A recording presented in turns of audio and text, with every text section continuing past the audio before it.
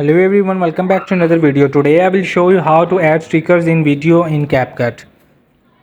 So what you will have to do, you will have to just open the CapCut app on the Android device or iOS.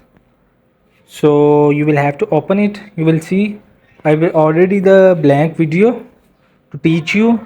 So you will have to just click to the text on the bottom below, and from the text the second option is sticker. So you will have to just click to the stickers.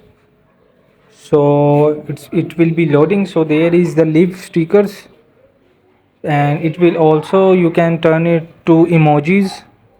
You can also search for the customized stickers, so it will be fine for you. So I will just write for football. So you will see there is the football stickers, there is the live football sticker. So I will select this sticker and I will set it to with my fingertips, and you will also choose of your own choice. So it's very easy to put the sticker on the video in CapCut. Hope this video help you. Please don't forget to like and subscribe and get notified for more videos.